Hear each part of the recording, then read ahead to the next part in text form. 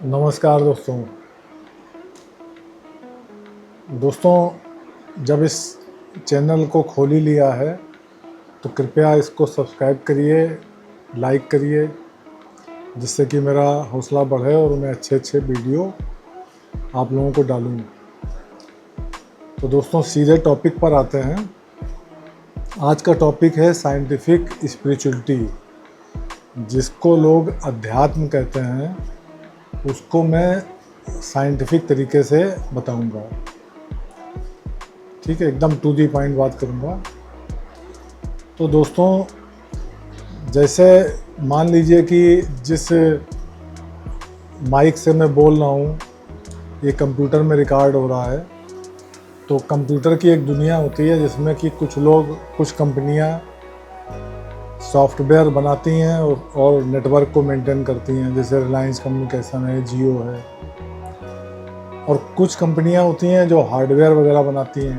तो दोनों को मिलने से कंप्यूटर बनता है, उसको मैं यूज कर रहा हूँ। तो दोस्तों सपोज करिए कि कोई बच्चे को ये पढ़ाया जाए कि ये टेलीकम्युनिकेशन कैसे होता है, कैसे नेटवर्क चलता है, हार्डवेयर कैसे बनता है, ये सब बताया जाए, और साथ में उसके जो बनाने वाले हैं मालिक, उनकी भी जीवनी पढ़ाई जाए। ठीक है दोस्तों, तो ध्यान ये दीजिएगा कि अगर उनके बनाने वालों की भी जीवनी पढ़ाई जाए और वो बातें भी बताई जाएं जो बच्चे को व्यवहारिक रूप से कभी काम ना आए। किस बच्चे को? जैसे कि उदाहरण के साथ समझाता हूँ कि मान लीजिए कि कोई बच्चा अकाउंट की फील्ड में जा रहा है, उसको टैली सॉफ्टवेयर से मतलब है। तो दोस्तों वो टैली सॉफ्टवेयर सीख ले और टैली पर काम करे, और लोगों को जिनको इनकम टैक्स वगैरह भरना है, जीएसटी या जो भी, तो उनको टैली सीखकर मदद करे। तो वो कंप्यूटर की सहायता से ये काम करेगा, दूसरों को भी फ़ायदा पहुंचाएगा, अपने भी फ़ायदा पहुंचाएगा। अब दोस्तों सोचिए कि कोई अगर ऐसा है, डॉक्टर है, तो वो कंप्यूटर की सहायता से कुछ सॉफ्टवेयर ऐसे यूज करे कि जिनसे मरीजों को क्या फ़ायदा करना है, ये करना है, सीख ले और लोगों को करे।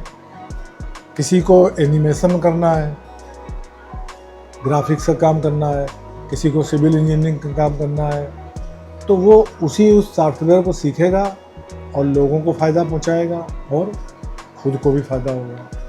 अब मैं दोस्तों कहना ये चाह रहा हूँ कि पृथ्वी पे 90% जनता ऐसी है जो यूजर है, कंप्यूटर वगैरह के यूज करते हैं। उनको इतना ही मतलब है कि कंप्यूटर से हमारा ये टैली सॉफ्टवेयर या ऑटोकैड सॉफ्टवेयर या एनिमेशन का सॉफ्टवेयर कैसे काम करता है, ये मुझे आ गया। 90% जनता को उससे वो अपना जीवन यापन भी कर रहे हैं और दूसरों का भी मदद कर रहे हैं, इससे समाज चल रहा है। बचे 10% लोग, वो 10% लोग होते हैं जो सॉफ्टवेयर बनाते हैं, हार्डवेयर को नया डिज़ाइन करते हैं, यानी कि वैज्ञानिक लोग होते हैं। ठीक है दोस्तों, अब सपोज करिए कि हर व्यक्ति जो टैली सीख रहा है या ऑटोकैड सीख रहा है या फिर ग्राफिक डिज़ाइनिंग सीख रहा है, वो इस चक्कर में पड़ जाए कि हम सब कुछ सीखेंगे। नेटवर्किंग कैसे होती है, कैसे सूचनाएं वहाँ से यहाँ तक आती हैं, हार्डवेयर के बारे में भी डिटेल में सीखेंगे, मैन्युफैक्चरिंग कैसे होती है, फिर उसके मालिक कौन होते हैं, मतलब सीखते ही चला जाएगा। तो दोस्तों क्या होगा, हर आदमी अगर इसी में लग जाए तो वो जो लिमिटेड ज्ञान को कर्म में उतारने की बात है कि हमने टैली सीखा और कर्म में उतारा, वो नहीं कर पाएगा, वो सीखते ही चला जाएगा। तो फिर वो आदमी या तो वैज्ञानिक बन जाएगा, वैज्ञानिक बन के नए आविष्कार करेगा। लेकिन दोस्तों हर व्यक्ति तो वैज्ञानिक नहीं बनता ना। सपोज करिए 140 करोड़ की जनता है हिंदुस्तान में, या विश्व में 600 करोड़ लोग हैं, तो सब तो नहीं वैज्ञानिक बनेंगे। अगर सब वैज्ञानिक बन जाएंगे तो फिर यूजर कौन होगा? तो कुछ लोगों को यूजर होना चाहिए, लिमिटेड सीखना चाहिए, उसका कर्म करना चाहिए, और कुछ लोगों को वैज्ञानिक बनना चाहिए। ठीक है दोस्तों, तो अब इस बात को लेके आप तुलना करिए अध्यात्म से, और ये जो हमने उदाहरण दिए थे साइंटिफिक तरीके से दिए थे, अब अध्यात्म से तुलना करिए कि हर व्यक्ति मैं देख रहा हूँ वो इसमें लग जाता है कि ईश्वर कौन है।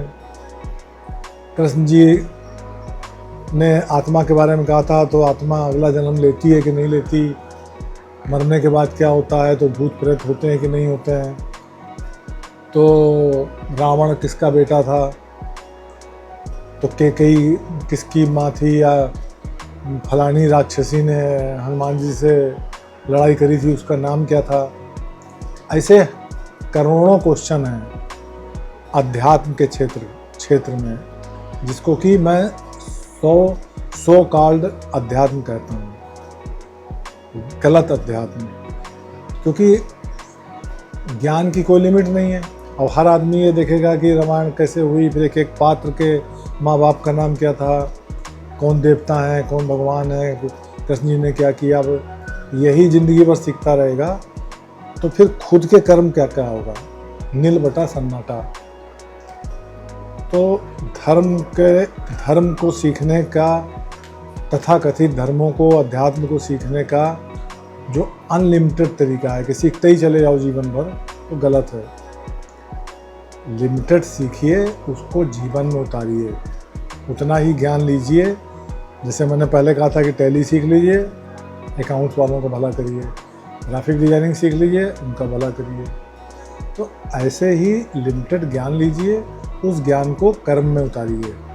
हमने बंदूक का ज्ञान ले लिया और बंदूक की प्रैक्टिस कर ली, तो हम किसी दुश्मनों से लड़ सकते हैं, किसी की रक्षा कर सकते हैं। अब हम हथियारों के बारे में सीखते ही चले जाएं हर आदमी, और सिपाही कोई ना बने, तो गलत है ना दोस्तों। तो मैं ये कहने वाला हूँ आप लोगों से कि ज्ञान की अति मत करिए, असली अध्यात्म को जानिए। असली अध्यात्म क्या है कि अपनी आत्मा का, अपने मन का, अपनी बुद्धि का, अपने शरीर का, इसके बारे में आपको नॉलेज होनी चाहिए। क्या खाना खाने से हमारा शरीर ठीक रहेगा, क्या क्या चीज़ें विचार ग्रहण करने से हमारा मन प्रसन्न रहेगा, क्या ना करने से हमारा मन प्रसन्न रहेगा। ठीक है, तो मन और बुद्धि कैसे कार्य करती है, बुद्धि हो गया, शरीर हो गया, और आत्मा के क्या कार्य हैं। तो इन बातों को हम लोग अगले वीडियो में साइंटिफिक तरीके से सीखेंगे कि मन, बुद्धि और आत्मा और शरीर का क्या उपयोग है। अब इतना अगर आप लोग सीख लेंगे तो कम से कम अपना शरीर के संग न्याय करेंगे, लंबी आयु प्राप्त करेंगे और उस शरीर से सबका भला करेंगे। दोस्तों, अध्यात्म के मतलब यही है कि आत्मा का अध्ययन। और जब आत्मा के अध्ययन की बात आएगी, आत्मा से जुड़ा हुआ है मन, मन से जुड़ी हुई है बुद्धि, अहंकार, भावनाएं, यानी कि मनोविज्ञान। तो इन सबको मैं साइंटिफिक तरीके से अपने अगले वीडियोज में बनाऊंगा, जो 10-10 मिनट के होंगे। अभी दोस्तों बस 1 मिनट रह गया मेरे पास अपनी बात कहने के लिए। तो मैं कहना यही चाह रहा हूँ कि अगर आप लोग ज्ञान के असीमित ज्ञान के चक्कर में पड़ गए हैं, ज्ञान ही ज्ञान सीखे जा रहे हैं, तो ज़रा रुकिए, क्योंकि आप लोग कहीं ना कहीं कर्म से भाग रहे हैं और कर्म नहीं कर रहे हैं। वही आदमी असीमित ज्ञान को प्राप्त करेगा। जैसे कि आचार्य रजनीश, जिंदगी भर उन्होंने ज्ञान प्राप्त किया, ज्ञान बांटा, और खुद उन्होंने कोई कर्म नहीं किया। तो हर आदमी आचार्य रजनीश नहीं बनेगा। कृपया रुकिए, उतना ही ज्ञान लीजिए, साइंटिफिक तरीके से लीजिए, जिससे कि आप दूसरों का भला कर सकें, अपना भला कर सकें। तो मैं मन, बुद्धि, आत्मा और मनोविज्ञान पर असली अध्यात्म साइंटिफिक तरीके से बताऊंगा अगले वीडियो में। कृपया इस वीडियो को पूरा सुना आप लोगों ने, धन्यवाद। इसको सब्सक्राइब करिए चैनल को, और कमेंट में जो आपकी जिज्ञासा हो, अपनी समस्याओं के प्रति उनका कारण जानना हो, हल जानना हो, कमेंट में लिखिए। आपकी प्रॉब्लम, आपके कमेंट पर मैं अगला वीडियो फिर बनाऊंगा। धन्यवाद दोस्तों, 10 मिनट पूरे हो रहे हैं। धन्यवाद। जय हिंद।